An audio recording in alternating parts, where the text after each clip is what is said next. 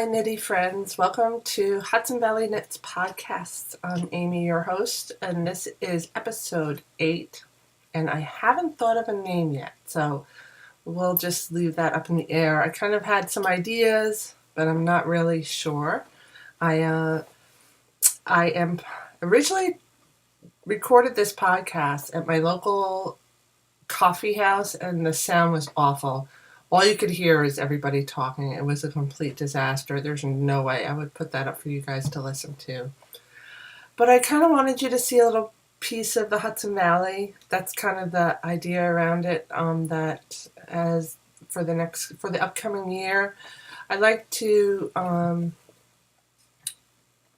I podcast, also kind of show you around where I live and grew up, and some of the wonderful things you can see and do in the Hudson Valley, but we'll see. Peekskill Coffee House is a great place to stop by, though. If you're in the Hudson Valley, it's a great place to. They have great food, but mostly they have great espresso and coffee drinks and fraps and smoothies and crepes and soups. It's a wonderful place to hang out. So it's not like a restaurant. You can hang out there as long as you want, clean up your spot kind of thing. Very relaxed. They have live music there often. So check out the Peekskill Coffee House. They are not far from the Peekskill train station, which is off the Hudson line if you're coming up from New York City. And there's lots of great places to eat in Peekskill too. So including the Peekskill Brewery, which is like right across the street from the train station. So come to Peekskill and check it out if you're from the city, and let me know, and I'll meet you. Okay? So, what do I have today? First of all, I'm wearing my Looks and Tear cardigan. This was my Rhinebeck sweater this year. So I'm wearing it to end the year with a bang because it's my most proud of project from this year. Even though I didn't start it, I did finish it this year and did most of the work this year. So I'm very happy about that. I have a lot of works in progress to show you today, but no finished objects and no spinning progress. I definitely need to start spinning more. So hopefully next time we talk, I'll have some spinning to show you. I want to learn how to Navajo ply or chain ply. I have a little stash enhancement. I have some news. I have a little bit of news, just some administrative stuff. And then I'd like to go over 2013. So I started my podcast, I think, in September. So there's a lot of stuff I've done that I haven't podcasted about, or you just started watching me. So I'm going to go over my 2013 accomplishments. We've already gone over the goals for 2014, so this show will be about looking back, shall we say? All right, so let's get on with the news. I have just two things. One, you might guess, is my Gift Alone Knit Along. It's going on in the group. All the rules are there. I have a great prize. It's a skein of Dragonfly Fibers Traveler. It's a worsted weight superwash merino wool, and it's in the Starry Night colorway, which is absolutely gorgeous. So post a picture of your gift recipient with or wearing your gift, and that's only people, not pets, and you could be eligible for this prize. That will end on the 8th, and I will draw the winner and announce the winner on the following podcast, with whatever day the following Sunday is. All right. So the other bit of news is I just want to remind everybody or tell people that haven't watched me before, I am planning for 2014 to collect cotton washcloths, either crocheted or knit by you, or even woven. If you have like a Zoom loom or something would be perfect. I want to collect 200. That's a steep, but we can do it. I'm going to try and do one a month. And if enough people do one a month, we should have plenty. But basically what it's for is this past Christmas season, the people in my department at work, we volunteered at the Salvation Army in Stamford, Connecticut, where we work. and we put together some presents that they were going to hand out to senior citizens at the local nursing homes.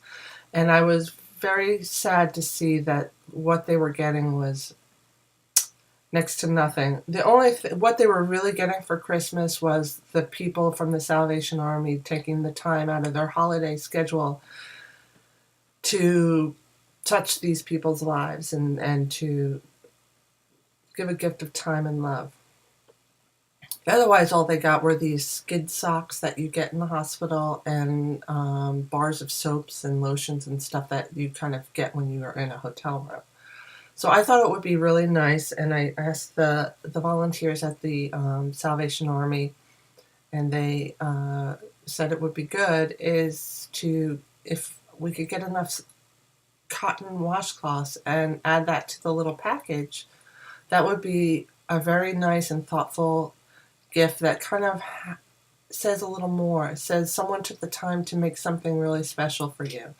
So that is the second bit of news. So please, in my Ravelry group, Hudson Valley Knits, you'll see a thread about love for seniors. Please check it out and let's start accumulating some washcloths. All right, and that's it for the news. Next I have works in progress. So the Christmas knitting is done, with the exception of one Christmas gift that I didn't even start in time for Christmas, so I just wrapped the yarn and stuff. But I do want to have it done before I go visit my sister. So let me show you that. That is the Cambio Cowl by Laura Nelkin. I made one for my sister Kim, which you saw here, using an autumny colorway called, I want to say Flame. This one is a colorway called Vertigo. And I believe it's the one here on the cover. And this is kind of what I wrapped up for her in the tube it comes in. So let me show you. It's a little tangled up here. Let me just fix that. Because you have to leave a long tail, because later on you're going to sew a hem. So I kind of have it in this little bag and it gets tangled up. But you can't see much of it. You can see a little bit because I just started it. Let me hold it back. It's hard to tell because I have a lot of shadows here. But it's a beautiful aqua blue. This is the best coloring. And I only have like 4 or 5 rounds done. Hold on, I dropped a couple of stitches. But this is going to be done before I see my sister again. I have it in my Yarn Pops bag that has the holes for 2 colors. I knit the first one without this I'm trying this for the first time. I've had it since last year. I got it at Vogue Knitting Live, and I just never used them. So I'm trying it out to see how it works in keeping my yarn organized and untangled, and it seems to be working well. So here are the colors. We have a brown, which leads to a little bit of an orangey, or you can't see much of it, but it's kind of almost like an olive green. And then we have a grass green, and then we have like an aqua blue green, and in the middle we have a deep purple. And I started from the middle colors. I wish I could get a better, let me see. Well, that's about as best as we're going to get. The color seems to get more accurate as you get to me. Unfortunately, that's not very close. And here's the solid color. This is a good representation. It's like a bluish aqua. And this is the Jill Draper Makes Stuff. So this is really cool. The one thing I don't care for about these bags is that once you start your project with them, your yarn is stuck in there unless you cut it. And like, the other thing is, here's my yarn and here's my project. Where's my project go?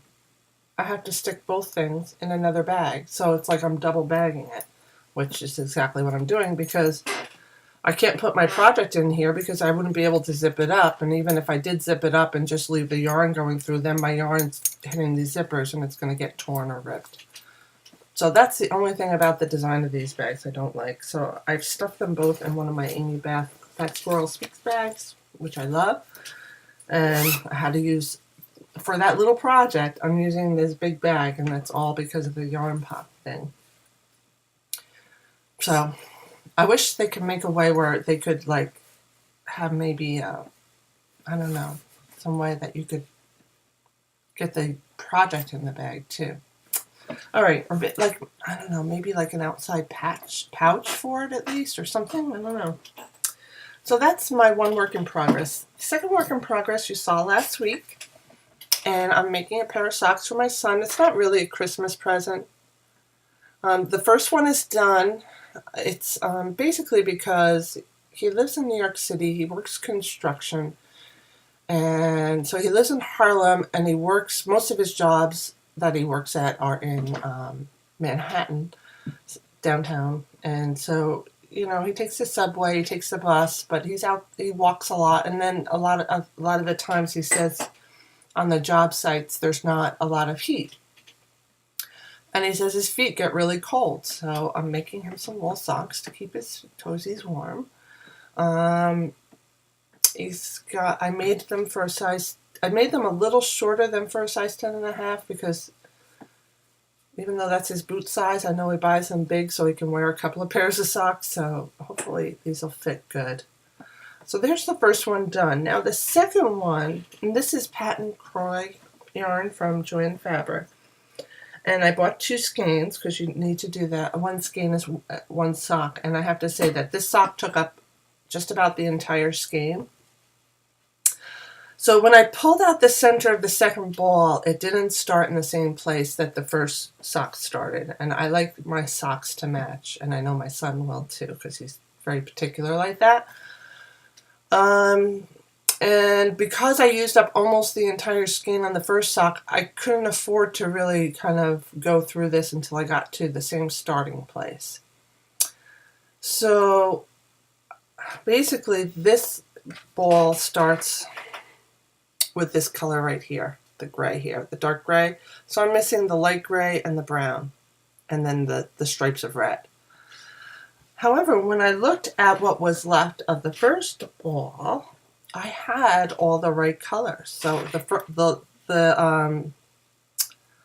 where the first ball ended, I had enough brown to match the cuff here, and the next color is the gray, which matches this. And then I have this red is basically this red stripe right here. The only thing I was missing is, I'm sorry, I'm blocking the line, is this red stripe right here. So I'm just going to pull that from the outside of the second ball. And then once I get that red stripe, I can start pulling from the center of this ball, and I'll be right here with this dark charcoal gray. So, and you can see the color.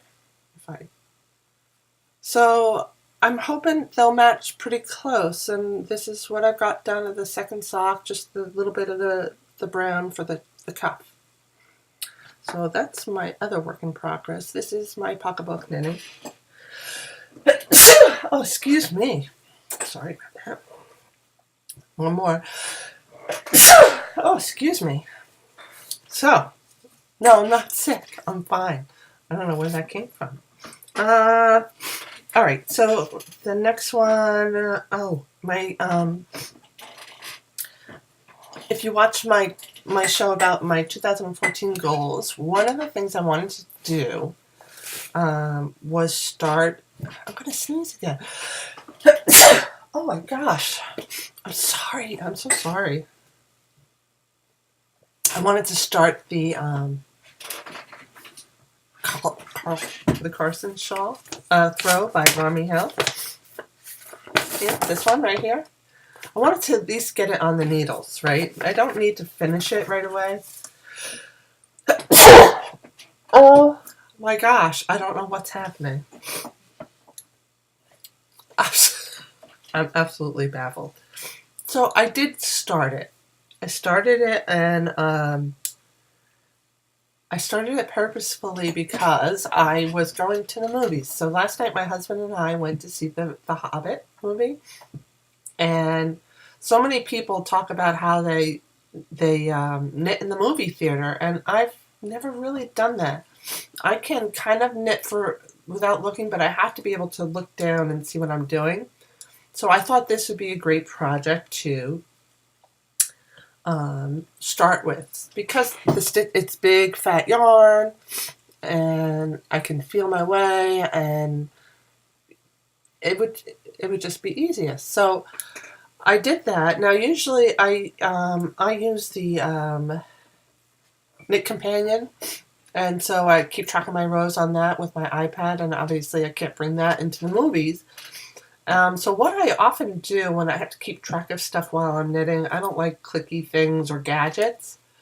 I take, here's some. I just buy these little tags, and I usually tie them to a stitch marker, which I didn't do this time, but I just like where's my stitch markers? What I do to start the row is I just take one of these, and I put it on the row, and then I tie this in there so that every time I come to it, I just write a mark on it to keep track of my rows, right? And that's what I did with this. So I grabbed a pencil, I put it in the bag, and every time I felt that I got to the tag, I wrote a line on it so I could keep track of how many rows I did, and then I just updated Knit Companion when I got home. So at one point, though, it was hard to find the tag. Like, I could feel it while I was knitting, while I got to it, but then I couldn't find it on the needle. You want to know why I couldn't find it on the needle? Would you like to know why? Well, I found out that I actually knit it into my piece. So here it is way down here. This is obviously where I started. Here's where I lost it, and then I did like 2 more rows, not even realizing that I had knit the thing into it. And then here it is sticking out the other side. I left it in there just so I could show you guys, because I thought it was flipping hilarious. And I'm like trying to feel for it. I know the tag is there, so I'm like, all right, and I just put a line on it, but I couldn't feel it to pass it over to the next needle. It was freaking hilarious, I'll tell you. But I did good. I didn't drop any stitches. I didn't split any stitches. I didn't miss any stitches. I did pretty good. And it was a dark movie. You know, there wasn't a lot of flashes of light to really check. And my husband was like, he's like, I can't believe you're doing this. I'm like, everybody does this, honey. Everybody does this. I have to be like everybody else. So, all right. Anyway, so one last work in progress. But anyway, if you want to use these with your stitch markers, just to keep track of things, if you don't like having clicky or using your phone to keep track of rows, these are great. I also use these when I give gifts. I tie it to the finished objects, and I put the washing instructions on it and whatever, and what it's made out of, and so I don't know. It's super cheap. It was $6 for this 1,000 of them or something. 100. All right. Yeah. So, excuse me, a little wine break because I need wine today. It was one of those days. All right. So one more finished work in progress. One more. And next week I should have another one too. So my Against the Current shawl, my own pattern that I told you I'd be writing up. I'm on the border, and it's not like one of those knit-on borders like in a circular shawl or anything. It's just more rows, and yeah. So I'm on the last. I think there's like 15 rows in the border, so I'm almost there. Isn't this? I love this color. God, I can't wait to show you this in the open sunlight, all stretched out. So beautiful.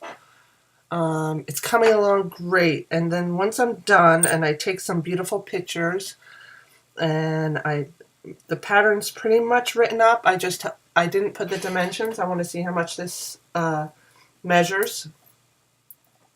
But I'm pretty certain about the yarn amounts usage. And then it's just up to my tech editor. Hopefully she's not too busy. Excuse me, I just had to... I don't know what happened. I got a little allergy attack. So this is going really well, and my goal is to maybe have this done by next week. I might be able to do it, but that means I won't work on much else except my Event Horizon shawl, which will be going on the needles next week. Actually, this Wednesday, New Year's Day, is the cast-on day for the knit along, and I'm super, super excited. So excited to cast that on. And Donna has been like really wonderful posting things in her group. You should check out her group because she's going to, with different phases of the knit along, she's reciting from her book, her story. And it's really, really beautiful. So I encourage you to check it out. And if you've been debating, you should really get the Stories and Stitches book and join us. This is going to be lots of fun. We have a Google Plus group for the knit-along too, as well as a thread in her Ravelry group. So it's definitely worth checking out. It's a lot of fun, great people, and if you'll get a lot of help. Donna's fantastic. She's an amazingly talented woman. So next, I have just a little bit of stash enhancement, and you might be thinking, Christmas just came by. Shouldn't she have tons of yarn? No, my sister ordered my present very late. She apologized profusely, and then on top of it, I guess there were all sorts of delays, but she said it was supposed to come Saturday, which was yesterday, and I haven't heard from her, so I'm assuming it didn't arrive yet, but she ordered me another kit for another Event Horizon shawl in the red colorway, so I should be getting that soon. For my parents, I got a gift certificate for a massage, which will be really wonderful. And a present that I'm like super excited about is from my husband. And he's the same situation where he ordered late, and it's not scheduled to arrive until the 2nd. So hopefully you'll notice a difference the next time I podcast. I probably won't be up here. I am not sure, but I'm thinking it will be downstairs in my living room. My husband and I are still kind of figuring that out, but he ordered me lights. So Tina from Blooming Knitters did a special podcast about starting a podcast, and one of the things she talked about was the lighting. And my husband saw me watching this and then went in and watched it himself and decided, based on what he learned from her, he said he was either going to get me a camera or lights, and he ended up getting lights because he said he couldn't afford the cameras that he really wanted to get me, which is fine because I would have just been so stressed if he bought me a super expensive camera. So I will have new lights. He bought 2 LED lights to face me, and then he bought 2 for the floors so that there won't be any shadows, which you're kind of seeing now. And that should be able to, you should be able to see the colors, and everything should be really, really easy to see. And I'm thinking I'll set it up downstairs because I've said it before, I don't have a lot of room in my house. It's a very small house, and my living room is very small, but my bedroom is a nice size, but there's a lot of stuff in it, and I don't have room to set up lights, except for the lights I have here, which are kind of clipped to some bookshelves. They're Home Depot lights. But these lights are on big stands and everything, and so I think I'm going to have to do it in my living room, and I'll do it. We have a little desk in the corner. I'll probably sit next to that, so I have a place to put my stuff. And this way I'll have room behind me to put the floor lights for the shadows. But we'll see. I'm learning, I'm trial and error. I'm trying to make this as good a podcast as I can. So back to stash enhancements. I got my Plucky Feet from the Plucky Knitter. I was part of her Classic Club, which I did end. I discontinued it because I am trying to empty stash next year, right? So, and especially sock yarn, which I have in abundance. The only thing that I am not going to prohibit myself is when I go to Vogue New York, Vogue Knitting New York, Vogue Knitting Live in New York City. I am hoping that if Socks That Rock is there, because I will get more Socks That Rock yarn for sure. But this is beautiful color. The colorway is called I Feel Pretty, and the inspiration is West Side Story. It's like a blueberry color. It's like a purpley blue, and the best way to describe it is a blueberry. And I absolutely love it. And it was really hard to discontinue it, but I knew what I had to do. But I'm looking forward into creating something beautiful with this. This will most definitely be a shawl, because the plucky feet knits up beautifully as a shawl and holds its shape very well. So that's exactly what this is going to end up being. So that, my friends, are all my works in progress. And one more stash enhancement. I didn't get just yarn. I got a big bag from Joanna Springs, and it's so cute. I don't think it's big enough for a sweater, Joanna, though. At least not a sweater that fits me. That's why I have the Carson throw in it. The beautiful inside fabric, beautiful outside. I love chickens too. I never told you this story, but when I was in high school, I worked on Muscoot Farm up in Katona for a couple of summers. The only reason I did that was because John Mulsey worked there, of course. Why else would I work on a filthy farm? And John Mulsey liked to take care of the chickens, so guess what? I like to take care of the chickens too. Are you surprised? I like to do it until we had to cut their heads off. Then I didn't like working with the chickens anymore. But I still like John Mulsey. And we ended up going out together for like 3 years. And the ironic thing is, John Mulsey worked at the same place. He also worked at the supermarket, and so did my current husband work at the same supermarket. John Mulsey worked in the deli, and my husband Mark worked at the seafood section. What was then the seafood section? It's kind of weird. So he remembers John. All right, so that's it with the stash enhancement. Love the bag. Joanna Springs bags. Her Etsy shop is Knit Spin Farm. And I have another one of her bags. It just happens to be sitting right here. And it just happens to have a rooster on it. And I think her bags are like my favorite. Hers and Amy Bath's and Tangerine Designs and Little Skeins. They're all my favorites. And I have way too many bags, by the way. I have boatloads now. So I think I might sell them, some of them off. Anywho, so let's get to 2013. I wanted to share with you some of the stuff I did in 2013. Everybody talks about their goals.